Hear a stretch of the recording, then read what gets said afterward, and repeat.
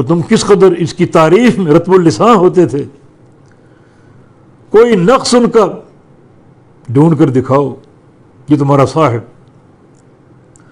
اور آج جب اللہ کا پیغام اس کے پاس آ گیا، پیغام توحید، تو تم میں نقائص نظر آنے لگے.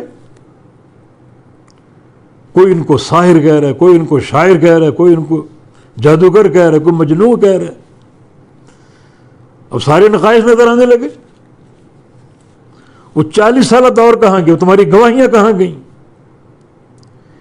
تو ما ضل صاحبکم، تمہارا صاحب نہ تو گمراہ ہوا اور نہ ہی راستے سے بھٹکا، غلط راستے پر چلا. ما ضل صاحبکم وما غوا.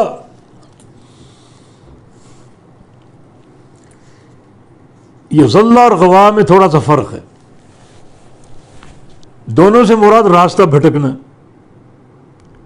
غلط راہ پر چلنا.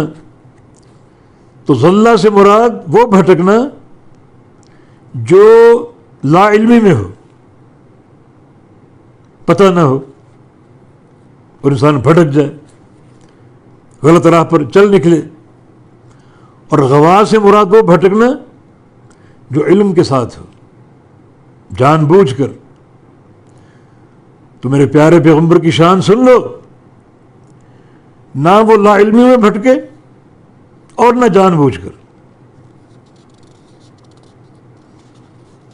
یہ جو ضلع جو ہے گمراہی، اس کے مقابلے میں ہدایت ہے، یہ وہ ہدایت پر ہے. اور غوا اس کے مقابلے میں رشد ہے.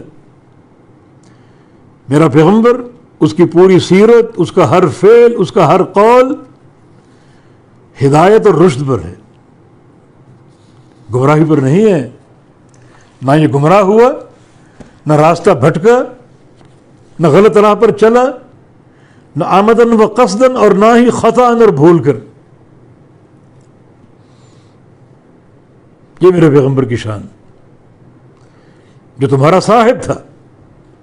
یعنی 40 سالہ مصاحبت اور تمہاری تعریفیں ساری ختم ہو گئیں.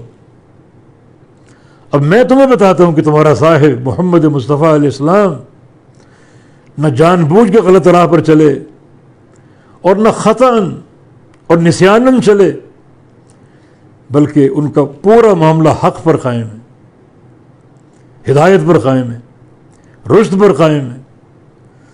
اور غلط راہ ان کی طرف نہ ہی قصداً آ سکتی ہے اور نہ بھول کے.